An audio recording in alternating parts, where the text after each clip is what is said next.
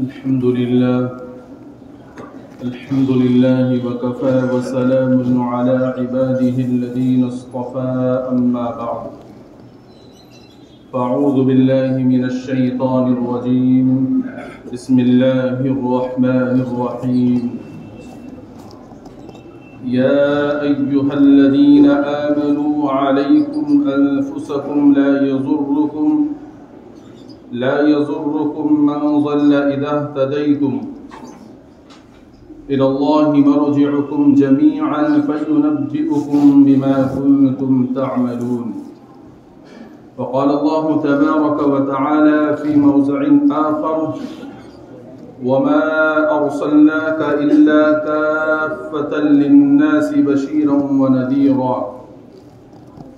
صدق الله المولانا العظيم وصدق رسوله النبي الكريم ونحن على ذلك لمن الشاهدين والشاكرين والحمد لله رب العالمين. اللهم صل على سيدنا ومولانا محمد وعلى آل سيدنا ومولانا محمد وبارك وسلم. بزرگان محترم اور عزیز دوستو، اللہ رب العزت نے اس کائنات کے اندر کم و بیش 1,24,000 انبیاء علیہم السلام کو مبعوث فرمایا،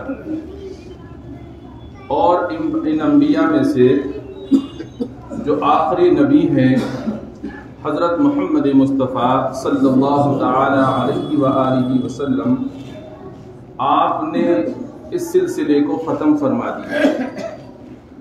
آپ خاتم النبیین ہیں. خاتم النبیین کا مطلب ہے نبوت کے سلسلے کو ختم فرمانے والے. آپ آخری پیغمبر ہیں، آپ کے بعد میں اب کوئی پیغمبر نہیں آتے. پچھلے زمانے میں جو پیغمبر دنیا میں تشریف لاتے تھے وہ ایک مخصوص زمانے کے لیے ان کی نبوت ہوتی تھی، مخصوص علاقے کے لیے ان کی نبوت ہوتی تھی. اس کے بعد میں جب دوسرے نبی آتے تھے تو دوسرے نبی کے آنے کے بعد میں پہلے والے نبی کی تعلیمات اور شریعت پر منسوخ ہو جاتی ہے. جیسا کہ سیدنا موسیٰ کلیم اللہ علیہ السلام ہیں، اللہ تعالیٰ نے آپ کو بنی اسرائیل کی طرف نبی بنا کر مبعوث فرمایا.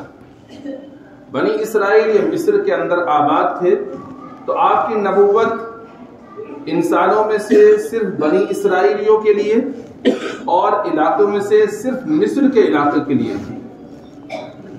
لیکن اب جو آخری پیغمبر تشریف لائے ہیں، آپ کی نبوت تمام دنیا جہان کے لوگوں کے لیے ہے، انسانوں کے ساتھ ساتھ جناتوں کے لیے بھی ہے، اور علاقے کے اعتبار سے صرف عرب کے لیے آپ کی نبوت نہیں ہے بلکہ پوری دنیا جہان کے لوگوں کے لیے اللہ تعالیٰ نے آپ کو نبی بنا کر بھیجا ہے.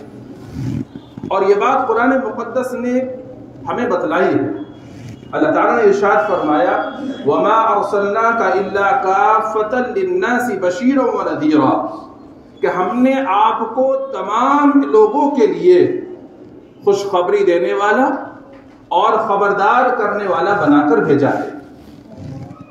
تو تمام لوگوں کے لیے، تمام لوگوں میں سب لوگ آ گئے ہیں، جو عرب کے اندر ہیں وہ بھی، اور جو عرب سے باہر غیر عرب ہیں، عجمی ہیں، وہ سب بھی اس کے اندر شامل ہیں. اور پوری دنیا، یہ کہہ لیجئے گا پوری دنیا کے لیے آپ نبی ہیں، اور پوری دنیا کے انسانوں کے لیے آپ نبی ہیں. جب آپ آخری نبی ہیں اور پوری دنیا کے نبی ہیں تو آپ کی جو تعلیمات ہیں، آپ کی جو ہدایات ہیں، وہ بھی پوری دنیا کے لیے نافذ العمل ہیں. ایسا نہیں ہے کہ آپ نے جو ہدایات دی تھیں، آپ نے جو تعلیمات بتلائی تھی، وہ آپ کی تعلیمات، وہ آپ کی ہدایات صرف عرب والوں کے لیے ہوں، یا وہ آپ کی تعلیمات، آپ کی ہدایات صرف اس وقت تک کے لیے ہوں جس وقت آپ دنیا میں تشریف فرما رہے. آپ کے دنیا سے تشریف لے جانے کے بعد وہ سب تعلیمات ختم ہو گئی. ایسا نہیں ہے.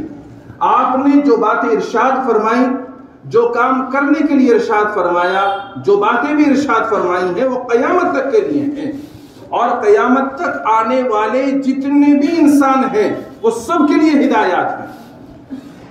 جب وہ ہدایات سب کے لیے ہیں تو اب آپ علیہ السلام نے جو ہدایات ہمیں دی ہیں، جو تعلیمات آپ کی ہم تک پہنچی ہیں، اس کے دو پہلو ہیں۔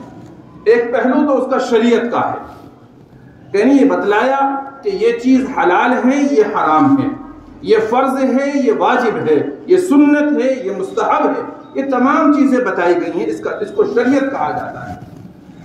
وہ ایک چیز آپ نے ہمیں بتلا دی ہے۔ اور اس کا جو دوسرا پہلو ہے وہ یہ ہے کہ آنے والے زمانے کے اندر کیا کیا حالات پیش آنے والے ہیں، آپ نے نگاہ نبوت سے دیکھ کر وہ تمام چیزیں ہم کو بتا دی ہیں۔ اور یہ جو دوسرا پہلو ہے یہ بھی بہت اہم پہلو ہے۔ جیسے شریعت ہے، یہ بہت اہم ہے، کیا چیز حلال ہے، کیا حرام ہے، کیا ناجائز ہے، کیا جائز ہے، کیا سنت ہے، کیا مستحب ہے، یہ بھی بہت ضروری ہے۔ جس طرح یہ ضروری ہے، اسی طرح سے آپ کی تعلیمات کا جو دوسرا پہلو ہے کہ آنے والے زمانے میں کیا کیا رونما ہونے والا ہے، کیا کیا حالات پیش آنے والے ہیں، آپ نے نگاہ نبوت سے دیکھ کر وہ ساری چیزیں ہمیں بتلا دی ہیں، وہ بھی بہت اہم ہے۔ اور یہ بھی بتلا دیا کہ اگر ایسے حالات تم پر آ جائیں تو تمہیں کیا کرنا ہے، کیا ہدایات ہے اس زمانے کے لیے، وہ سب آپ نے بتلا دیا۔ یہ بھی اہم پہلو ہے۔ اور اس دوسرے پہلو پر گفتگو، بات چیت اور بیانات کم ہوتے ہیں، اس لیے ذہن میں آیا کہ اس سلسلے میں کچھ گفتگو، کچھ بات چیت آپ کے سامنے کر لی جائے کہ یہ زمانہ، ہمارا یہ زمانہ اس وقت کا بہت زیادہ فتنوں کا زمانہ ہے، بہت زیادہ فتنے اس زمانے میں وجود میں آ رہے ہیں، تو ہم اپنے آپ کو ان فتنوں سے کیسے بچائیں، ہمیں کیا کرنا ہے، کیسے بچائیں گے، کیا کیا چیزیں فتنہ ہے، وہ ساری باتیں میں چاہتا ہوں کہ تھوڑا تفصیل کے ساتھ میں آپ کے سامنے آ جائیں تاکہ ہمارے لیے ان فتنوں سے بچنا آسان ہو جائے۔ دعا فرمائے اللہ تعالیٰ مجھے صحیح طرح سے سمجھانے کی، قرآن اور احادیث کی روشنی میں، اور ہم سب کو سمجھ کر اس پر عمل کرنے کی توفیق عطا فرمائے۔ میرے بزرگوں، آپ جانتے ہیں اچھی طرح سے کہ آپ علیہ السلام اپنی امت سے بے انتہا محبت فرماتے تھے، بے انتہا پیار فرماتے تھے، اور یہی آپ کی محبت اور پیار کی وجہ ہے کہ آپ علیہ السلام ہمیشہ غمگین اور فکر مند رہا کرتے تھے، اور اس غمگین اور فکر مند رہنے کی وجہ سے اللہ تبارک و تعالیٰ نے بار بار آپ کو بتایا، آپ کو سمجھایا، لعلک باخع نفسک الا یکونوا مؤمنین، کہ آپ اپنے آپ کو ہلاک کر ڈالیں گے اس وجہ سے کہ یہ لوگ ایمان لے کر نہیں آ رہے۔ اتنے زیادہ آپ غمگین رہتے تھے۔ کوئی یہ سمجھے کہ آپ غمگین رہتے تھے اس وجہ سے کہ آپ کو مال جمع کرنے کی فکر تھی، کوئی یہ سمجھے کہ آپ اس وجہ سے غمگین رہتے تھے کہ آپ کو شان و شوکت کی فکر تھی کہ میری شوکت بڑھ جائے، میری شہرت بڑھ جائے، کوئی یہ سمجھے کہ آپ کو اس بات کی فکر تھی کہ کسی طرح سے میرا مکان ہو جائے، نہیں، اس طرح کی فکر اور غم آپ کو قطعاً بھی نہیں تھا۔ آپ کو جو غم اور فکر تھا، جو چیز آپ کو ستا رہی تھی، وہ چیز یہ تھی کہ میرا امتی کسی طرح سے جہنم میں سے بچ کر جنت میں جانے والا بن جائے، یہ وہ اعمال کر لے جو اعمال اس کو جہنم سے نکال کر جنت میں لے جانے والے ہیں، جہنم سے بچا کر جنت میں لے جانے والے اعمال ہیں۔ کاش میرا امتی ایسے اعمال کر لے۔ آپ اس وجہ سے فکر مند رہتے تھے، اور آپ نے فرمایا، مثال دے کر سمجھایا کہ میری مثال اس شخص کی سی ہے، ایک شخص ہے جس نے آگ جلائی، آگ روشن کی، اور آگ روشن کرنے کے بعد میں اس میں پروانے آ کر گر رہے ہیں۔ اب جو پروانے گر رہے ہیں تو وہ اس کو روک رہا ہے کہ پروانے آگ میں نہ گریں، پروانے آگ میں گریں گے جل جائیں گے، نقصان ہو جائے گا۔ تو میری مثال تو اس شخص کی طرح سے ہے کہ میں تمہیں روک رہا ہوں کہ تم جہنم میں جا کر مت گرو، مگر تم ہو کہ تم بازی نہیں آ رہے، تم جہنم میں گرے چلے جا رہے ہو، جہنم میں گرے چلے جا رہے ہو۔ اتنے زیادہ فکر مند رہتے تھے آپ علیہ السلام اپنی امت کے لیے۔ اور آپ اندازہ تو کریں کہ آپ علیہ السلام جب اتنے زیادہ فکر مند ہیں اپنی امت کے لیے، کہ کسی طرح سے یہ وہ اعمال کر لے جو جس کو جنت میں لے جانے والے ہیں، تو آپ نے جو تعلیمات ہمیں دی ہیں اگر ہم ان تعلیمات کے مطابق زندگی گزاریں تو کیا ہم جنت میں نہیں جائیں گے؟ کیا ہم دنیا میں خوشحال زندگی نہیں بسر کریں گے؟ بالکل بسر کریں گے۔ اس لیے ہمیں چاہیے کہ ہم نبی کریم صلی اللہ تعالی علیہ وآلہ وسلم کی تعلیمات کے مطابق زندگی گزاریں، اسی میں کامیابی ہے۔ کامیابی کو آپ لوگ غیروں کے طریقے میں تلاش مت کیجئے گا۔ آج لوگوں کا مزاج یہی بن چکا ہے، وہ کامیابی غیروں کے طریقے میں دیکھ رہے ہیں۔ وہ یہ دیکھتے ہیں کہ ہم اس علاقے کے اندر رہتے ہیں، ہم اس ایریے میں رہتے ہیں، اس علاقے اس ایریے کا جو کلچر ہے ہم اس کلچر کو فالو کریں گے، اس کلچر پر چلیں گے تو ہم ان جیسے لگیں گے، تو ہمیں یہاں جینا اچھا لگے گا، یہاں زندگی گزارنا ہمیں اچھا لگے گا۔ اور اگر ہم ایسے کلچر ایسے ماحول میں رہ رہے ہیں جہاں دین کا ماحول نہیں ہے، دینداری نہیں ہے، اگر ہم یہاں سنت کے مطابق چلیں گے تو لوگ ہمیں کیا کہیں گے؟ یہ سوچ کر کے لوگ ان جیسا بننے کی کوشش کرتے ہیں۔ اسی وجہ سے آج امت بہت زیادہ دین سے دور ہوتی چلی جا رہی ہے، اور امت نبی علیہ الصلوۃ والسلام کی تعلیمات سے بہت دور ہوتی چلی جا رہی ہے۔ یہ ہماری بہت بڑی کمزوری ہے۔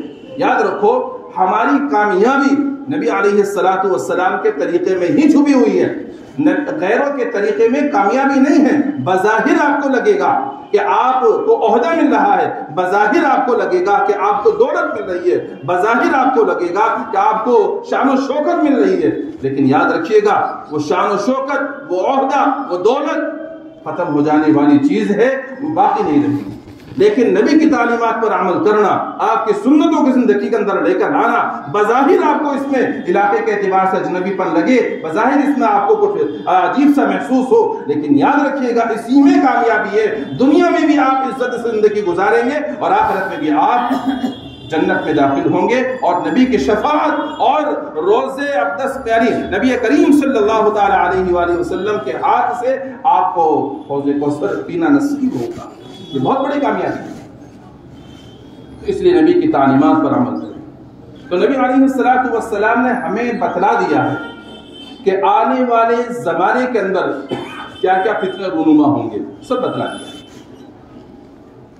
اور آپ نے یہ بھی بتایا وہ جو فتنے آئیں گے نا، وہ فتنے تمہارے اوپر بارش کے قطروں کی طرح سے آئیں گے، بارش کے قطروں کی طرح سے۔ بارش کے قطروں سے مثال دی، بارش کے قطروں سے اس وجہ سے مثال دی کہ بارش کے جو قطرے ہوتے ہیں وہ کثرت سے ہوتے ہیں، تو فتنے جو آئیں گے وہ فتنے بھی بہت زیادہ تعداد میں آئیں گے، اکا دکا نہیں۔ اور دوسرے کہ بارش کے جو قطرے ہوتے ہیں وہ مسلسل ہوتے ہیں، لگاتار ہوتے ہیں، ایسا نہیں کہ قطرہ آیا بند ہو گیا، نہیں، مسلسل اور لگاتار وہ قطرے ہوتے ہیں کہ تمہارے اوپر جو فتنہ آئیں گے وہ فتنے بھی لگاتار ہوں گے۔ ایک فتنہ آیا، ابھی وہ ختم نہیں ہوا، دوسرا فتنہ آ گیا، ابھی دوسرا فتنہ ختم نہیں ہوا تھا، تیسرا فتنہ آ گیا، اور یہ جو فتنے پر فتنے آ رہے ہیں تو اس میں جو بعد میں فتنہ آ رہا ہے اس فتنے کی وجہ سے پہلا والا فتنہ چھوٹا لگ رہا ہے، پہلا والا فتنہ چھوٹا سا محسوس ہو رہا ہے۔ یہ فتنے اتنے کثرت سے ہمارے اوپر آئیں گے، نبی علیہ الصلوۃ والسلام نے ارشاد فرمایا جیسا کہ بارش کے قطرے آتے ہیں تمہارے اوپر۔ اور یہ بھی ارشاد فرمایا کہ اندھیری رات کی جو تاریکی ہوتی ہے، اندھیری رات کی تاریکی کی طرح سے تمہارے اوپر فتنہ آئیں گے۔ اندھیری رات کی تاریکی سے تشبیہ اس لیے دی ہے کہ ایک تو رات اندھیری، اور پھر وہ رات اندھیری ہونے کے ساتھ ساتھ اندھیرا ہے اس میں، تو اس اندھیرا ہونے کی وجہ سے آدمی کو یہ سجائی نہیں دیتا کہ میں کس راستے پر چلوں، مجھے کدھر جانا ہے، اس کو سجائی نہیں دیتا، اس کو سمجھ نہیں آتا۔ کہ جس طرح سے اندھیری رات کی تاریکی میں آدمی کو سجھائی نہیں دیتا، سمجھ نہیں آتا میں کس راستے پر چلوں، اسی طرح سے میرے بزرگوں نبی علیہ الصلوۃ والسلام نے فرمایا تمہارے اوپر فتنے اتنے کثرت سے آئیں گے اندھیری رات کی تاریکی کی طرح کہ ان فتنوں کے زمانے میں تمہیں سمجھ نہیں آئے گا کہ میں کس راستے پر چلوں، کدھر چلوں، ادھر جاؤں تمہیں سمجھ نہیں آئے گا۔ اس طرح سے فتنے آئیں گے۔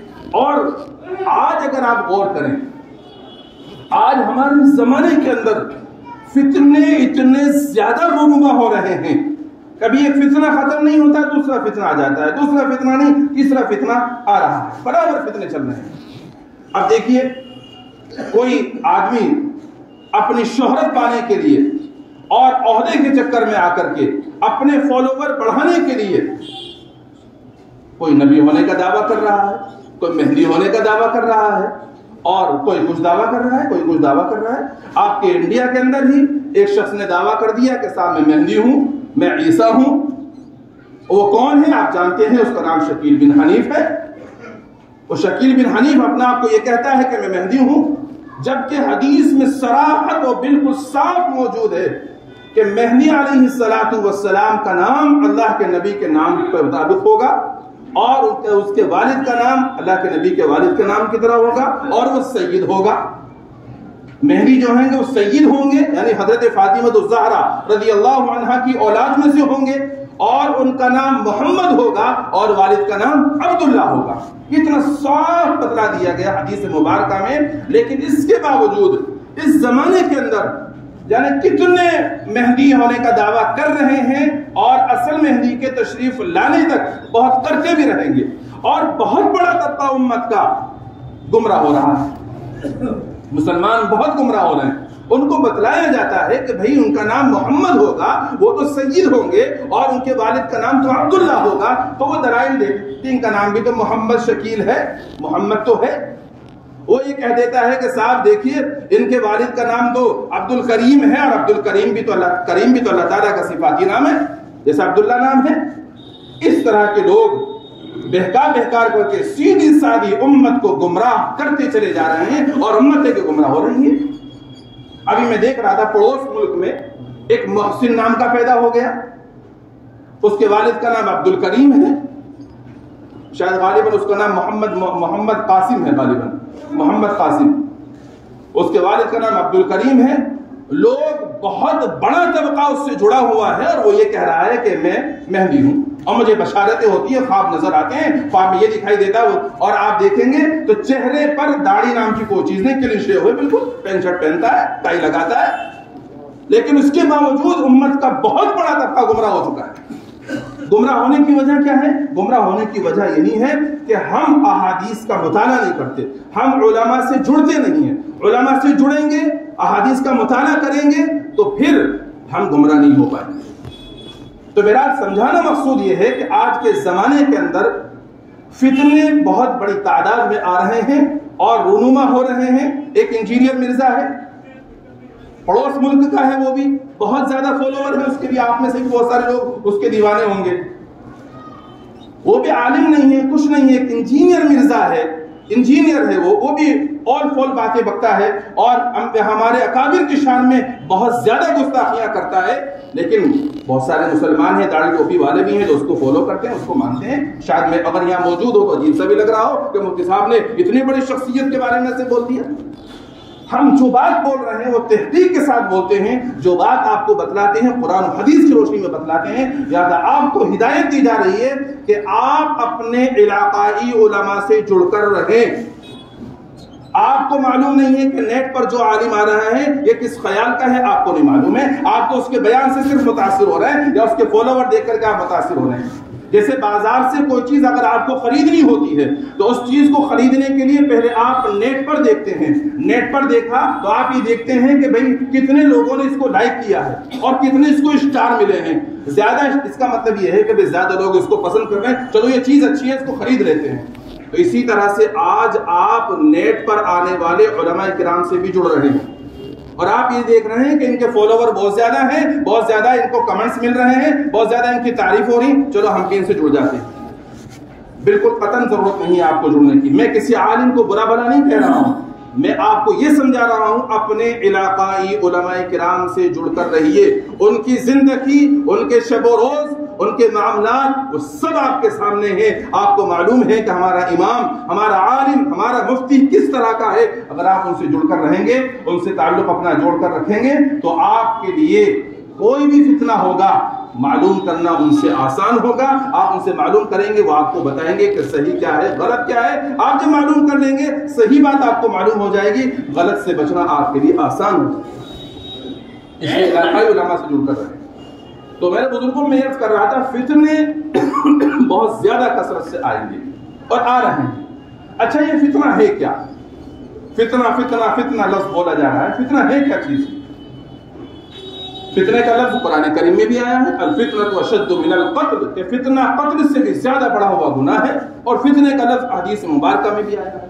فتنہ دیکھیے عربی کا لفظ ہے، اور فتنے کے معنی اگر آپ ڈکشنری میں دیکھتے ہیں، لغت میں دیکھتے ہیں، تو آپ کو ملے گا کہ فتنے کے معنی آتے ہیں سونے اور چاندی کو آگ میں تپانا اور آگ میں تپا کر اس کے کھرے اور کھوٹے کی پہچان کرنا، اس کو فتنہ کہا جاتا ہے. جب آگ میں تپاتے ہیں سونے چاندی کو تو اس کے کھرے کھوٹے کی پہچان ہو جاتی ہے، اس کو فتنہ کہا جاتا ہے. اور فتنہ آزمائش کو بھی کہا جاتا ہے، آزمائش امتحان، کہ آزمائش امتحان جب کسی پر آتی ہے تو اس امتحان میں پہچان ہو جاتی ہے حق اور ناحق کی، اور یہ پتہ لگ جاتا ہے کہ اس بندے پر جو حالات آئے ہیں، اس حالات آنے کے بعد میں یہ جمع ہے یا پھسلا ہے. اگر وہ پھسلا ہے تو یہ امتحان میں ناکام ہو گیا، اور اگر جمع رہا تو اس امتحان میں کامیاب ہو گیا. تو اس میں آزمائش یعنی فتنے کو آزمائش بھی کہا جاتا ہے، کہ آزمائش یعنی فتنہ جب آتا ہے، آزمائش میں جب مبتلا کیا جاتا ہے تو اس سے کھرے کھوٹے کی پہچان ہو جاتی ہے، اور صحیح اور غلط کی پہچان ہو جاتی ہے کہ یہ آدمی کتنا جمنے والا ہے اور کتنا یہ راہ راست سے ہٹنے والا ہے، وہ پہچان ہو جاتی ہے. اب حدیث میں جس کو فتنہ کہا گیا ہے یہاں پر، اس سے کیا کون سا فتنہ مراد ہے؟ دیکھیے اس سے فتنہ مراد ہے آنے والے زمانے کے اندر ایسے حالات پیش آئیں گے کہ آدمی کو یہ پتہ نہیں لگے گا کیا حق ہے کیا ناحق ہے، کیا صحیح ہے کیا غلط ہے، کیا جھوٹ ہے سچ کیا ہے جھوٹ کیا ہے، اس کی پہچان نہیں ہو پائے گی. یہ اس کو فتنہ کہا گیا ہے. اور اس وقت میں آپ دیکھیں گے تو ایک طرح سے ہر ایک فرقے والا آپ کو اپنی طرف کھینچ رہا ہے، ہر ایک آدمی آپ کو اپنی طرف بلا رہا ہے اور دوسرے کو غلط ثابت کر رہا ہے. تو یہ دوسروں کو غلط ثابت کر رہا ہے، اپنے آپ کو صحیح بتا رہا ہے، تو اب آدمی اس میں کنفیوز ہو رہا ہے، پریشان ہو رہا ہے کہ بھئی صحیح کیا ہے غلط کیا ہے، میں کس طرف چلوں، میری سمجھ میں نہیں آ رہا ہے. یہ کچھ کہتا ہے وہ کچھ کہتا ہے، یہ کچھ بتا رہا ہے وہ کچھ بتا رہا ہے، میں کس کی بات مانوں؟ تو یہ جو ہے یہ فتنہ ہے. اب اس فتنے سے کیسے بچنا ہے، کیا اس میں ہدایات دی گئی ہیں، کس طرح سے ہمیں اپنا بچاؤ کرنا ہے، اس میں بھی تفصیل ہے. وہ انشاءاللہ آئندہ جمعے آپ کے سامنے بتاؤں گا، رکھوں گا میں کہ فتنے کس طرح سے کیا کیا فتنے رونما ہو رہے ہیں، کس طرح سے ہمیں بچنا ہے. حدیث مبارکہ کے اندر ہمیں بتلایا گیا کہ کیا کیا فتنے رونما ہوں گے، وہ سب میں انشاءاللہ تفصیل سے آپ کے سامنے آئندہ جمعے میں رکھوں گا. جو کچھ ہدایات دی گئی ہیں، جو باتیں بتلائی گئی ہیں، ہم سب کو چاہیے کہ ہم اس پر عمل کریں. اسی میں ہماری کامیابی ہے اور اسی میں ہمیں انشاءاللہ جنت میں داخلہ بھی نصیب ہو جائے گا. اللہ تعالیٰ سے دعا ہے اپنا فضل فرما کر ہم سب کو عمل کرنے کی توفیق نصیب فرمائے. وآخر دعوانا الحمدللہ.